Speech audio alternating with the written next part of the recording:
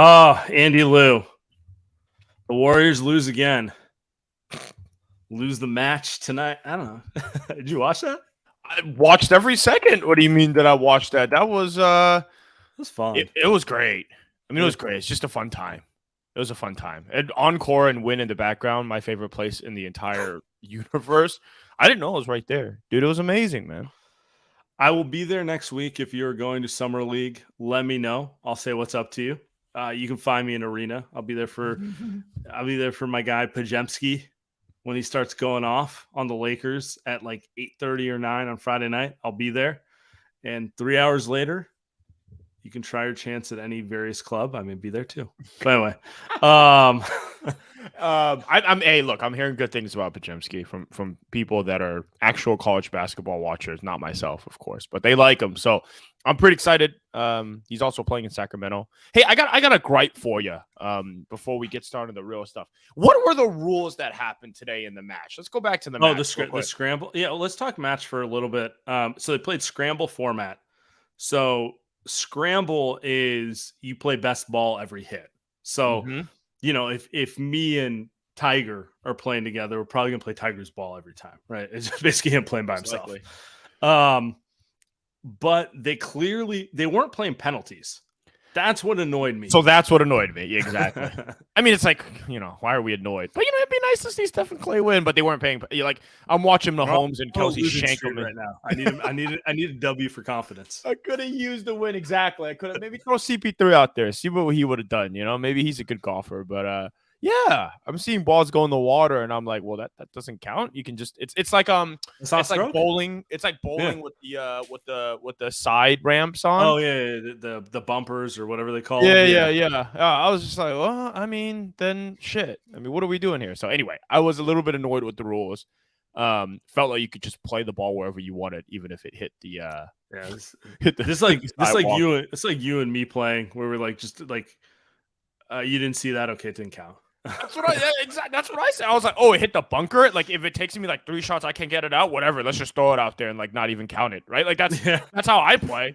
And I'm like, whoa, that's how these guys are playing. What the hell are we doing here? So anyway, I guess it is kind of unfair because Steph and Clay had some good drives off the tee, but yeah, Steph couldn't putt. I mean, my God.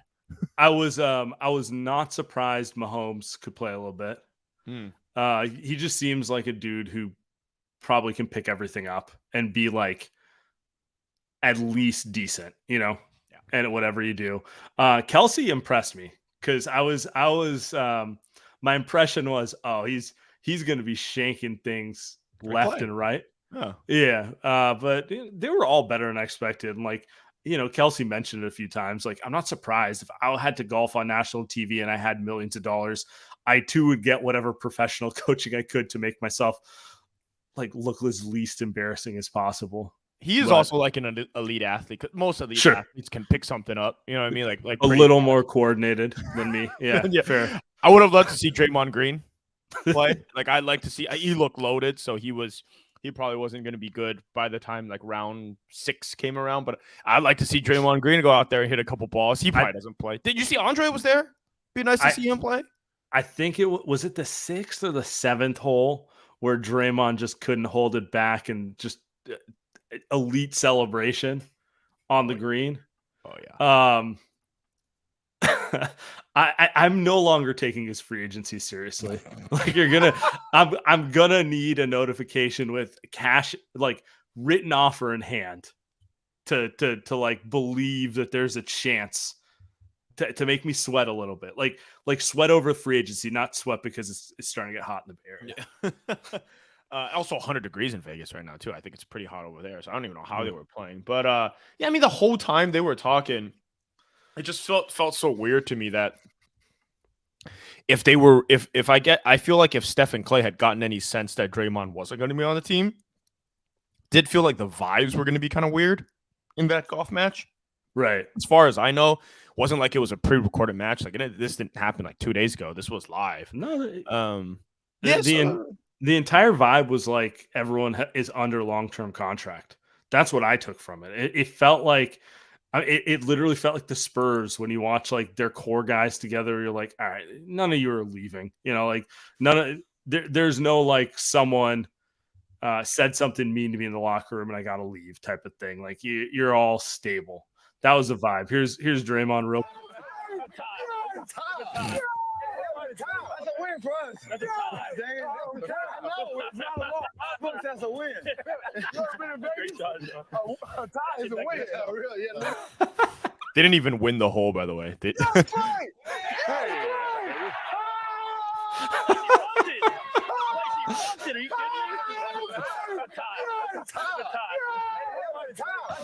The funniest part of this is Draymond's just shitting on Klay the whole time. Yeah. And Klay's kind of like just taking it and he's just not talking. And then when Klay does something well, Draymond loses control. It is literally the exact same as what happens on the basketball court.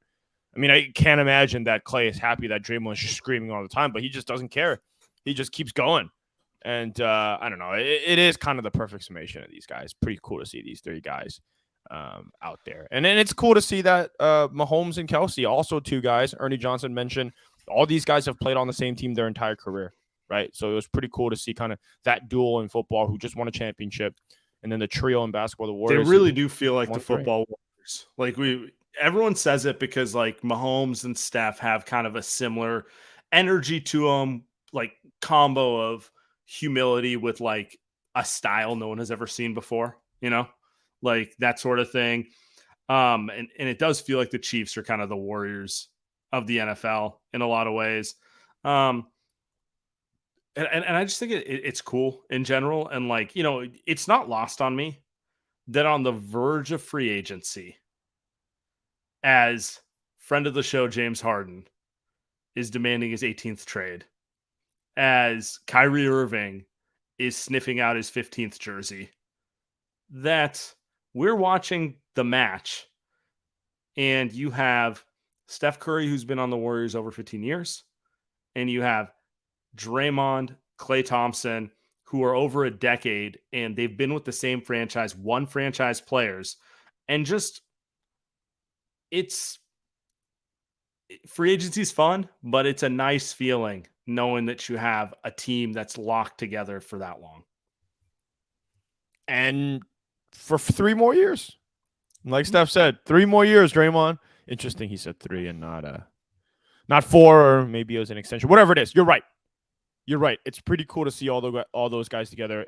Mahomes and Kelce aren't going anywhere. They're going to be favorites to win the next one and probably the one after that. And they're still in their prime. I think the Warriors are right. You would say, you know, maybe at the tail end of their prime. Maybe they've got 1 or 2 more shots at this baby. So it is really cool to see that versus kind of you know everything else you see in the NBA now, and NFL is just also so hard to keep anything together, which is why the Brady thing was so amazing. But Brady went through so many people. It was Brady Belichick. Yeah. Like Brady didn't. It's a different sport. One, anyone other than a quarterback, like who's playing 20 years, you know, like who's doing that, right? With the way the sport is, and then like you said, the cap and everything. So it's just you can't compare it. It's apples to oranges, right? I would like to see them play again. It was cool. Steph played with. Who did he play? Steph played with. Was it Phil? And then they went up against Barkley and someone, or Steph played against Phil. I think this was a year ago, and that was really cool. So I don't know. It's pretty cool to see Steph play. Was it Steph and Peyton versus Phil and Chuck? So the whole idea is like Chuck's the worst, but they were playing some sort of best ball format, and it's like shocker. Phil's better than everyone. Yeah, so he can just handle it. He doesn't need the mulligan. So, I would like to. Honestly, I'm enjoying them. They're fun. It's like I'm not a huge golf guy. I'm not a sit on Sunday and watch a golf tournament kind of guy. But look, Warrior players, them. It's cool to see their personality. It's fun. It's impressive. Like I thought Klay was pretty impressive. Like I knew Steph would be impressive. That's not surprising. I thought Klay was pretty damn impressive, all things considered. He golfs. Yeah, he's not good at it. Yeah, but he doesn't golf. Yeah, he doesn't golf like Steph. Like Steph yeah. But like how Draymond doesn't golf at all. That's why he's not even bothering to play. But like Klay, like he looks like someone that plays in the offseason a lot. Steph is someone that plays in the regular season and the off season. So, it's kind of he's played his whole life. You think he plays 100 rounds a year? Oh, at least. That's like one every 3 days. With that player's schedule, it's pretty. He could go multiple rounds a day. It feels hard. It feels hard to get 118 holes. I don't know. Maybe once a week. I'd go maybe once a week. I'm gonna dig into this. This is gonna be my Sam Source's leak of the offseason. I'm gonna find out how often Steph actually plays. I know exactly who to ask. We know exactly who to ask. I'm not talking about because like I know he hits the range or simulated range in his backyard or something every day. Like that's all I'm talking about. I was like, how often is he playing 18 holes? I'm curious about that because if he's really playing like that many times in season, that's pretty wildly impressive. Regular season, I'd say he probably does. Side. Man, might have shot better if you didn't play every night. No. Honestly, that's what I say. That's why I say I'm either the Clay or there's no way I'm Steph because I'm not good, but I'm either the Clay or Draymond. Like I'll go out there and I'll be like, probably shouldn't have hit the range, messed up my swing. Or I could be Draymond. Like I could just be like, you know what? I'm just not gonna play. I'm just gonna drink. And it's gonna be amazing for me regardless, because I get to just talk shit and narrate in the background, which is what Draymond did. I'd probably much rather be Draymond. But honestly, yeah, all these guys are impressive, dude. All these guys are impressive. It was fun. I enjoyed myself watching it. All right, let's get to it. By the way, guys, if you want to drop a question, throw a super chat. We'll get to it. You can also throw something in the chat. We'll probably answer it too. But yeah, we're open to questions. Free agency, my man. We're recording this at 8:15 Thursday. Free agency starts at 3 p.m. Friday. It's getting close. We got the James Harden will work with the 76ers to get traded. And the assumption is he'll end up a Clipper. Just hilarious to me. Oh, does him going to the Clippers and them keeping Paul George and Kawhi Leonard scare you in any capacity? Well, I think when we've talked about all these super teams that teams have put together the last 4 years, failed super teams, I think I would have talked myself into this, Harden, Kawhi, and PG, but I think we've just seen this fail so freaking often, that it doesn't move me at all anymore. Right? There's so many built-in things with these guys that you can just easily say, well, Kawhi's going to get hurt again. He gets hurt every year. James Harden's just not that good anymore. He isn't. And then Paul George, like he's probably the guy you can count on the most out of those three. Like he's going to be consistent two-way guy, but he got hurt again last season. So it's like I'd rather have Steph, Clay, and Draymond, if only just off the fact that Steph, Clay, and Draymond are available more often than those guys. Not to mention they have better chemistry, not to mention they're winners, not to mention all those type of things. But I don't know. You don't believe in them, do you? No. Harden's by next playoffs, so let's do the math. Like next April, May, June, which is what you and I care about. Harden will be 34, pushing 35. And PG and Kawhi will be 33. And those dudes have been banged up and unserious for multiple years. Yeah, I'm sure there's a scenario in which they can keep their bodies straight for that long, but they feel kind of old and unathletic to me. And it doesn't feel like they have a roster around them that can supplement that sort of thing. So Vivian in the chat goes, NBA is about depth. 2015 Warrior style rosters are winning. I kind of agree. I think more than anything, like you need your stars. And then you need the right combination of athleticism and IQ. If you're all IQ with no athleticism, eventually you're going to run into a team who can expose that you're slow. And if you're all athleticism with no IQ, we've seen that. We've seen that rodeo, so it's like you want to find the right balance of it. Yeah, it requires you probably having a deeper roster with different types of players and options. And, shocker, it's not a fantasy team. You got to actually build a team. I like one of the things I loved about Denver winning is they're a team. They're an actual team. Hope the Warriors win next year, but I can respect someone who built it the right way. Let's go back to you talking about high IQ, no athleticism, right? I mean, the Warriors are going to try to win doing that. That's all I got for you. They're going to try to go all IQ, no athleticism this year. But, I mean, no, you're right. I mean, we just had Wiggs gonna have to bounce back here to make up for a lot of guys. That's what I'm saying. Wiggins bounce back and Kuminga breakout, right? Those are your two guys. GP2 is in there too. We had a Bradley Beal press conference today. You're talking about failed super teams, and then we get the report out that they're also interested in Harden or Kyrie or whoever it is. All these teams, and it's just the same guys.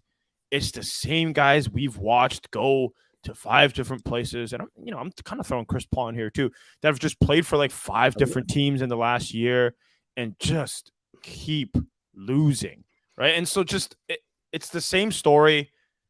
If the Clippers end up winning next season, I think then we can go sit here and talk about how great it is and how it worked. But as far as we know history, the last 3 seasons, not kind to these type of teams. Not kind. One thing I'll say about Chris Paul as the number 1 point guard stan, who's never once said a negative thing about him. Correct. He's never asked out of a situation. He's never done the free agency tour. He's just kind of been traded. You could say there's negatives to that. Why are they trading him? OKC? But, he still played a year there, and he was really good for them. Mm-hmm. But, he gets his, he's on the Clippers, he's on the Rockets, he's on OKC, he gets moved. He's not demanding. It's not James Harden, Kyrie, KD level. Sorry. Yeah, that's factual. Yeah, that's right. I mean, those guys, I think you could say that a Harden situation has gotten toxic. Kyrie's definitely been toxic. KD has been toxic. I mean, KD, when he was on the Warriors, was extremely toxic. That last year that he was on the team. And yeah, I mean, you're right. I don't imagine that Chris Paul nobody's ever said he's been toxic, even though he's kind of an asshole. Wow, look at this tweet. Read this baby out. Eric Slater tweeted, Harden, KD, and Kyrie have combined for 7 trade requests in less than 2 seasons. Historic numbers. Kind of sums it up. Like, I do think it's good that the whole player empowerment crap is like kind of going the other way. Like, it's cool if you feel the need to leave and you want a different situation, but is that actually what's going on with these guys? Or is this just kind of like, I'm unhappy and I want out, like at a certain point you have to be held accountable for your own decisions, and it's good to see the other side of the shoe fall, because you can't just have it your way 24/7. I mean, the KD one in Brooklyn was pretty disgusting. I mean, I just frankly, it was just I'm going to go here. You're going to trade everyone to get – I'm going to bring Kyrie with me, who nobody even wants. But because you're KD, we're going to bring Kyrie. Then I'm going to go trade everyone for Harden. Harden comes and says, yeah, I'm not going to mess with Kyrie. I'm out of here. And then the next season, Kyrie being a mess, KD does nothing about it, doesn't talk to him about anything. And then Kyrie messes around again, and then he's gone. And then KD now all of a sudden goes, yeah, you know what? I think I'm out of here. What are we doing? Does anyone even care about just being in one place and trying to win and actually going through the struggles? And I'm not even saying you're taking the easy way out, because he goes to Phoenix and then also loses. So it's not like there was an easy way. Phoenix wasn't a good team, even though everyone was saying how they were going to be a threat. Like, they weren't good enough to win anything of consequence. So he didn't actually take the easy way out. He just went parallel from a situation that he caused that was terrible to another situation that's not great either. And then now we're going to run that back again. We're going to trade everything for Bradley Beal. Now we're going to be in the second April. We're going to do it all over again. It doesn't get old. The Suns are so funny to me. It's like, it's the ball don't stop offense. Like, how many dudes who want to do a 4-dribble package into a mid-range pull-up do you need? Like, they're not going to beat the Denver Nuggets that way. Like, you're not going to win a series with dudes just going one-on-one for 15-footers. Like, what are we doing here?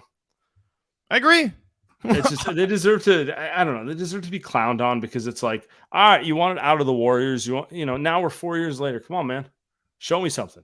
Show me something other than putting together a non-team, literally just a pickup squad, right? Like, that's it. the team's built like a pickup squad, right? Like it's just like, oh, I'm gonna these guys. We're gonna win. We're gonna run up and down. No chance you can stop us. Well, yeah, in pickup, you're gonna win.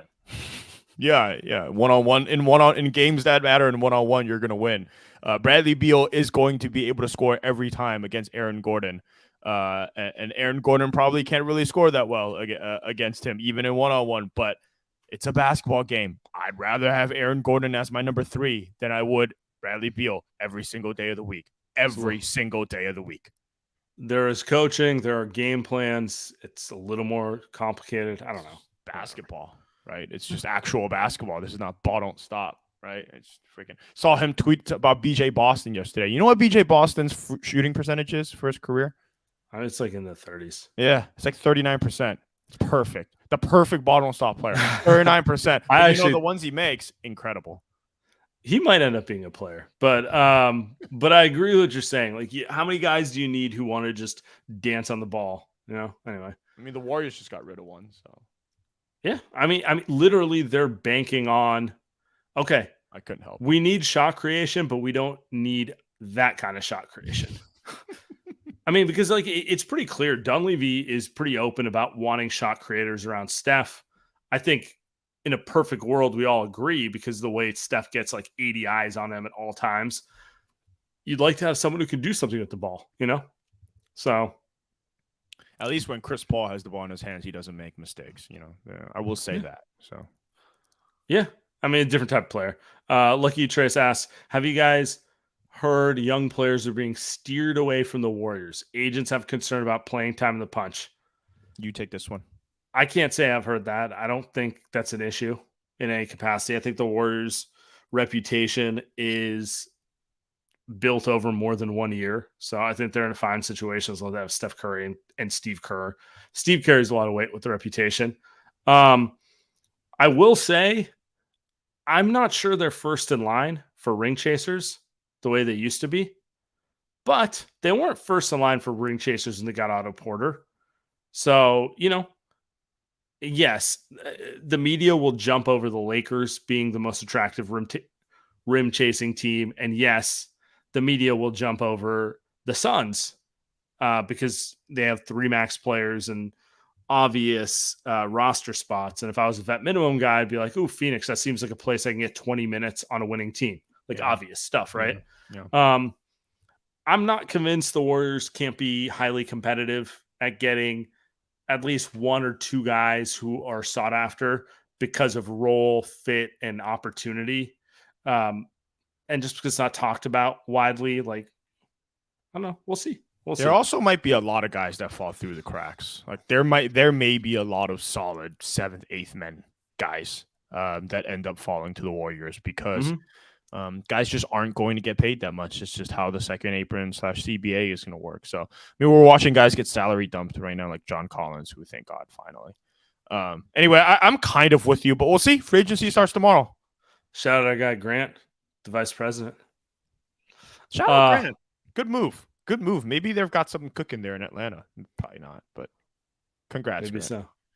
Be a deep mole for the Warriors, Grant. Yeah. Yeah. Trade Trey, and maybe you guys can start to finally be serious. All right, let's get some free agency predictions. Yes, sir. All right. I feel like we've previewed all the potential vet minimums, and I don't know how you feel about it, but I don't think we're going to find out about Dario Saric. We're going to do the show again Sunday night. So, yeah. I think we might know by Sunday. Ooh, but I don't think we're going to know Friday night is all I'm saying. I think all I'm saying is this morning Sam texted me and he said, hey, watch out. Harden opted in trade. And then 6 hours later, what do we get? What do we get? So if Sam says Dario Saric is signing on Saturday morning with the Warriors, believe it. Believe it. I appreciate the compliments, but that's not how it went down. What I was gonna say though is like I don't think so. I went through it. Otto Porter signed on day 2, and Nemanja Bjelica signed on day 5. So day 2 was probably on the high end for a veteran minimum to sign. More likely day 3 or day 4. All this is to say, I'm not going to overreact if they don't get like Utah to sign Friday at 5 p.m. You know, like I feel like dudes like that are probably going to weigh their options, and it might take, just might take a day or two. That's all I'm saying. Do you, Sam, let me ask you this. Do you think Yuta Watanabe is the number one free agent for all Warriors fans right now? Yes. Yeah. Not even a question. Like, I think he's the number. He's everyone's number. Everyone thinks they're getting him for a discount. Watch him sign a $10 million deal for the Pistons. You know, like. And by the way, if he could get it, take it, bro. You haven't got paid yet. You have not. You need that one, $30 million contract, and then chase Vetmins again. Good for him. Undrafted player. So I was gonna say the same thing as you. Like, watch him just get a $10 million contract. No, I've been noticing it. It's hilarious. Like, Lakers think they're getting him, Suns think they're getting him, Warrior fans think they're getting him. Like, I look at the East, like Celtics are like, oh, he could be a shooter off the bench for us. It's like, and I get it. Like 6'8", competes his ass off, and now he can really stick an open shot. What more do you want, right? Like, what more do you want for that? So but it's funny. Like, every year there's one guy who everyone's like, we're getting him for a vet minimum and we're money. I think Bruce Brown is like a roided out version of this too. It's guys are trying to spend after the great year that he had, and then he might end up signing with the Lakers for just a tax pay or for just a mid-level 12 mil. But I look at someone like that and it's like, man, if he gets like 16 across 3 years, like, would I be that surprised? Because he's just such a great role player, and everyone just in the Lakers are sitting here and they're just like, maybe I can just get him for 12. Denver's like, whoa, mate, we won a championship running back. We'll give him 7. Maybe that'll get him here. And it's just like, I don't know. Bruce Brown's kind of good. No, they can't. Yeah. They can't. That's all they can give him, right? Yeah. But it's like they're trying to convince him to do it. And I don't know. Bruce Brown, $18 million player, would you say? At least 16. Just a really, really good player. So I don't know. I mean, every time I watch Bruce Brown, my first thought is, if GP's healthy next year, I think he's better than GP too. Like the best version of GP. He can shoot. Can he shoot? Bruce Brown. Can he? Kind of. Better than GP too. You're making me look up the numbers, but I think Bruce Brown can actually shoot. I guess GP hit shots when they won a title. Maybe that was just an aberration. Yeah, no. GP was... Okay, you might be right. 36% on 3 threes a game, which isn't bad. GP was 36% on 1.73. So half the amount. So maybe if he shot double, he goes. Yeah, I mean, you're right. Bruce Brown's got a little more confidence in his stroke. I honestly, every time I watch him, I'm like, it reminds me of GP2, and I do think Bruce Brown's better. Like, I'm not saying he's not better, but it's like the same type of, okay, yeah, if you're the Wizards right now, like, he does nothing for you, but if you're trying to win games, this is the guy who makes Steph Curry better. This is the guy who makes Anthony Davis better, that sort of thing, Obviously did it for Jokic. Yep. I get it. And, it sounds like he's going to the Lakers. But I wouldn't be surprised if he went back to the Nuggets. And I also wouldn't be surprised if, again, the Detroit Pistons threw a ridiculous amount of money at him. So the Kings should have looked at someone like him instead of re-signing Harrison Barnes. Like, that move didn't make sense. Like, why wouldn't you just go look at Bruce Brown and just throw him 16? Anyway, whatever. I'm not Vivek. Vivek knows what he's doing out there. I'm not gonna question him. Harry B is just the consummate professional. The dude knows how to negotiate in good faith. I respect it. Yeah, truly. I mean, Harrison Barnes has made a lot of money in his career for a guy that's pretty average. Pretty much average the moment he stepped foot on the court. He's been average, and he's made fine. Money. Good for him. Yeah, he's fine. He's career earnings $250 million fine. Wow. Or so I made that number up, but it might not be off. Might not be off. You cannot hate on that. I know I'm not far off when I said it. I'm looking it up right now. Career earnings. Because he's got another 54 coming his way. Okay. I was off, so we'll carry that. All right. 220. I mean, not that far off. He'll live. I mean, that's good living. That's good living in Midtown Sac. It's good living anywhere. Zach's blown up. Zach's blown up. To be clear, you know, Elk Grove, he's gonna be the mayor of Sac. Honestly, Harrison, don't do that. You don't want those problems.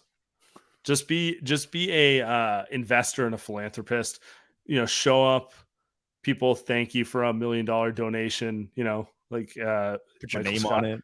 Yeah, exactly. Or do it anonymous. For the Curb fans, you know what I mean. All right, let's get through the rest of free agency here. I'm curious. Okay, so the Warriors are going to lose Dante.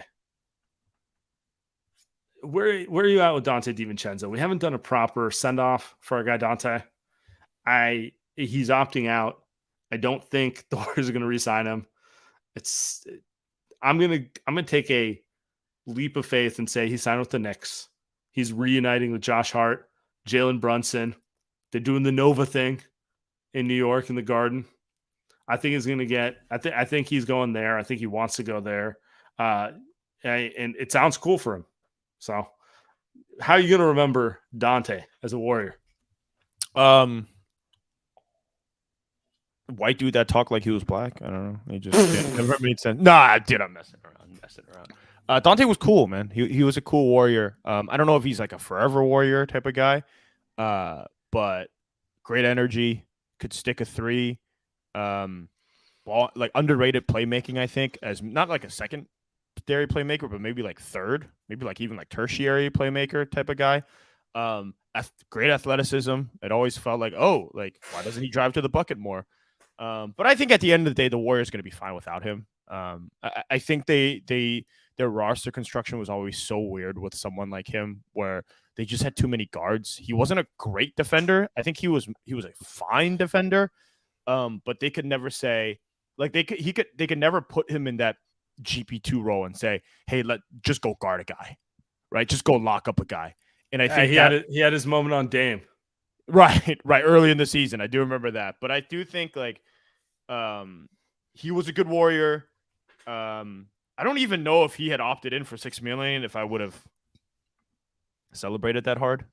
It's just I think it's time for them to say hey, let's see, GP2's back, he's healthy. Moses Moody's gonna play the 2-3-ish 4-ish position. Let's go and try to get him more minutes. CP3 is gonna be the main ball handler anyway in the second unit, right? So let's stick Moody in the corner and see if we can guard some wings.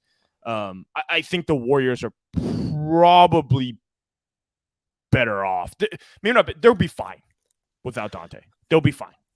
I don't want to say I feel sorry for him, but last year was a rough season, and he definitely culturally fits the Warriors. He was one of the more consistent guys trying to bring positive energy on a night in, night out basis. I would have liked to see him on a team that wasn't as big of a mess as last year's Warriors, because he's easy to root for, but it didn't happen. And I think he still got out of this experience what he wanted. He got put in a situation that played to his skill set. He played well. He is going to get a $10+ million contract, which he's worth and he deserves. And prior to the Warriors, he was kind of slipping through the cracks of the NBA in a poor situation. So even though the Dante Warriors experience, I don't know, it's less to do with him. It's more to do with I think all of last season left a shitty taste in my mouth. Right. It's at least he got a positive out of it. And I'm not going to look at him negatively. He's just a guy who played on the Warriors in a season I hated. Good way to put it. I think one thing to add on, I think final thing for him is when you talk about young players going to the Warriors, he's not a young guy, but he did resurrect his career with the Warriors. He did. He got healthy, stayed healthy. Played well and parlayed his taxpayer mid-level $5 million into 10+. Not even 10, it's going to be 30+ guaranteed. So he'll be in the $30 to $40 million guaranteed range. Doubling cool. Between 2 to 3xing his annual salary. Can't complain about that. And having it be a multi-year contract, which I think teams probably wasn't going to pay him because he was just so injured. So really cool. So I think if the Warriors maybe want to get a rehab guy in here, a rehab project guy in here. Maybe they can point to Dante. They can point to a lot of these and say like, hey, here's what that is actually a great point. If you want to look at it positively, Dante absolutely rehabbed his value. Otto Porter absolutely rehabbed his value. They have very strong evidence that if you're a veteran and you know how to pass and play a little bit, you're going to look good here, So honestly, you just talked me into they're going to get Utah. They're going to be the ones. Just the problem is that he doesn't need to get rehabbed. He might just get $8 million this offseason. But I'm with you. I might actually cry if Utah. And I tweeted this the other day, but part of Utah's charm is that my San Francisco Giants have a very big offseason coming. And a guy by the name of Shohei Ohtani is going to be a free agent. And if the Giants want to have a chance at him, they could pass on some good words to his good friend. And I looked this up. They're actually friends. Utah and Shohei. They're actually friends. So you're grasping at straws here. I'm on my knees. I'm not going to lie to you. If I was a Giants fan and Utah being on the Warriors gave me a 0.1% better chance, I'd be in. On that alone. Shohei is he's not just another superstar. Like he's the best athlete I've ever seen in any sport, quite frankly. Like it's not even, I don't think it's comparable. There's not a basketball equivalent to being the best hitter and the best pitcher in baseball. And he's there's not an equivalent. It's not the same. It's not the same as like, oh, you play both ways in basketball. I'm sorry, it's not. He is. It's hard to compare it across sports too, because it's also two totally different skill sets. Sure. With basketball, you're talking about it is similar skill sets. Like you're talking about LeBron and MJ, probably the two guys. LeBron, MJ, and Kobe, probably two guys that you can say is like best offensive player, best defensive player. But it is the same skill set for both. You're still running and jumping, sliding, moving your feet. Like it's the same thing. With Shohei, I think it's more like football, where you're the best wide receiver, and then you're also the best D end in the NFL, because it's just two totally different things. Like it's just so. I mean, throwing. So it's like, okay, you're Patrick Mahomes, but you're also Nick Bosa or something like dumb like that. Exactly. I mean, he leads the league in homers. He has a sub-3 ERA. Everybody knows it. Leads the league in strikeouts. And the thing with him is like a lot of baseball players are fat. I mean, I watched Jock Peterson play left field today, and he made some nice plays. But the dude is enormous, man. Obviously, Pablo Sandoval. Why was he not at DH? We've got a lot of injuries on the team, so he got stuck in left field he made a couple of nice plays. But with baseball, sometimes you see a lot of these DHs are just enormous, or pitchers. Shohei's 6'5", and he's fast as hell. He's stealing bases left and right. Yeah. So.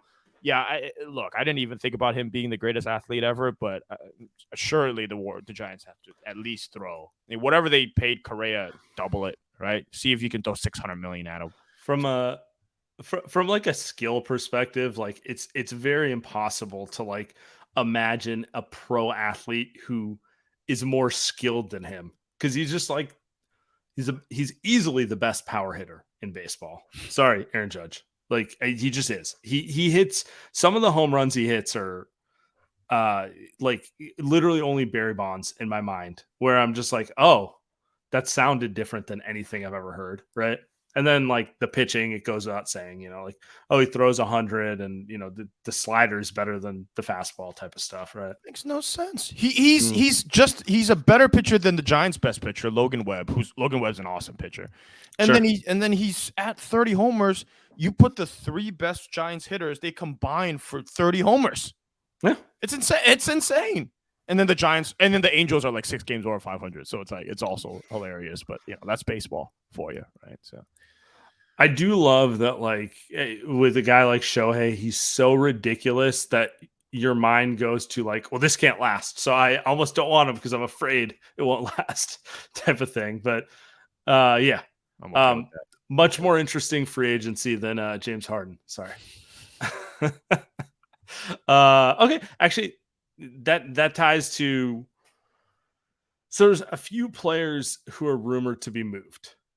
And these are trade rumors, but this is the time of year it happens. So like we got Karl Anthony Towns, Damian Lillard, James Harden, Kyrie Irving, Zach LaVine, and obviously our guy Pascal Siakam, who I do not believe is going to move because Masai's, let's be real.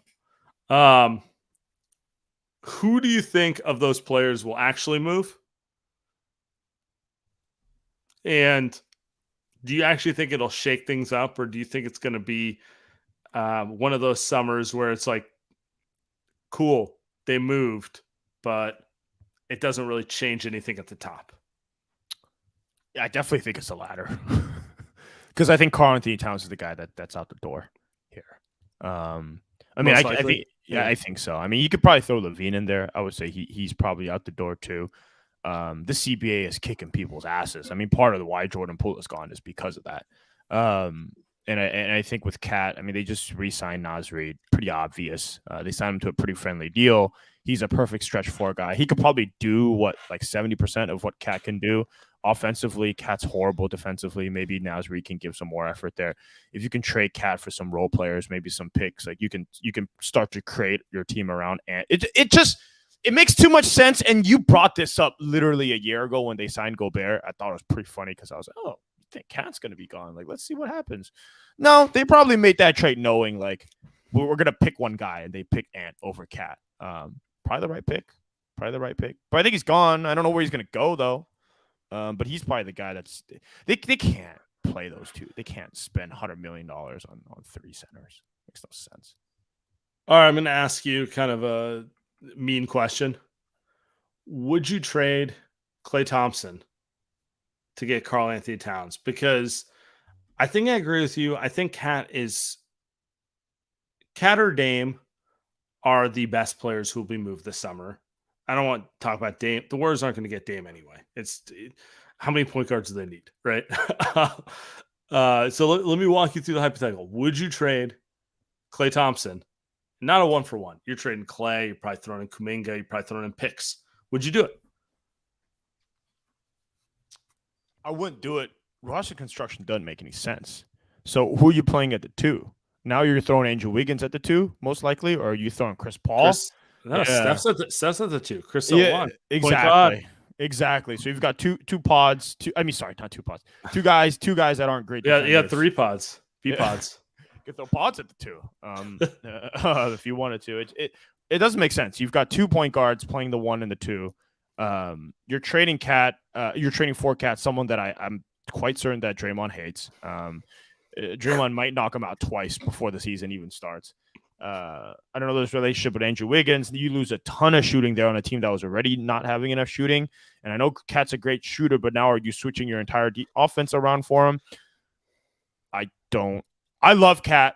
Everybody that listens to the podcast know I love Cat. Yeah, but I would have traded Poole for Cat. It makes more sense to me rather than trading Klay. You've been holding strong on the Cat line through the lean years, through the voice changing years. That's what dreams are made of. Oh, I can't. You know how like certain things in your mind, you're like, I can't listen to that. It's too cringe. It's so cringe. I think it really depends what the package is. I think I might do it. I think from a basketball perspective, I could get there because I think Cat's an elite shooter. He's not the shooter Klay is, but he's a big shooting 40% on 8 threes, which he's done in the past, is ridiculous for a center. I think him and Steph with Draymond and Wiggins can be something. He's also a hell of a passer. So I'm intrigued. But I don't know. I'm very uncomfortable with the idea too, because I kind of like don't want to give up Klay in any capacity. So I don't know. It just doesn't make the team better. It just does. It creates more holes on the backcourt. It gives you a headache in the front court. If you had told me that Minnesota wanted Poole and you reroute that way, and then you can get but it's gotta be uncomfortable. So yeah, I know he's a good player. Like, okay, so now you start Moody. So now you start GP2. So now you start One of those guys. Like that's what we're talking. I've got more questions than I think the Warriors would have answers, rather than just them staying put. But hey, I talked to myself into Chris Paul. I'll talk myself into Cat. What do you think? Do you think they'll do it though? Like, do you think they're actually no? Better question. I don't think they'll do it. Do you think they're having conversations? I think they have conversations on everyone and they deny it. Oh. Yeah, I do think they are. Clay for Levine? No. Per source? Deal's done?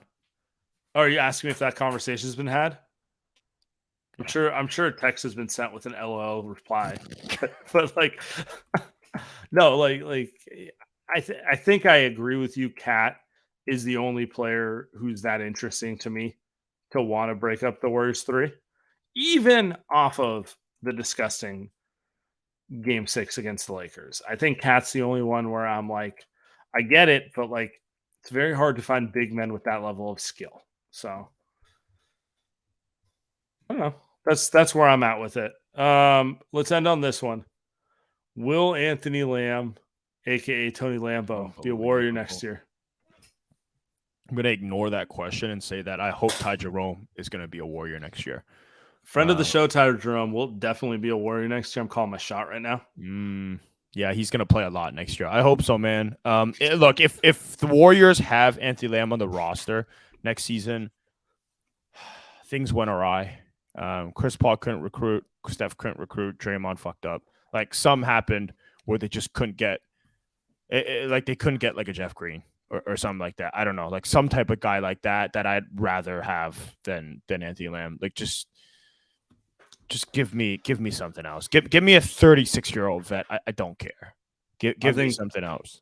I think Big Tony's back, and I think Big Tony's gonna be a world champion next year. That's I'm just messing around. At this point, all right, man. We'll be back. Appreciate everyone. Big free agency period.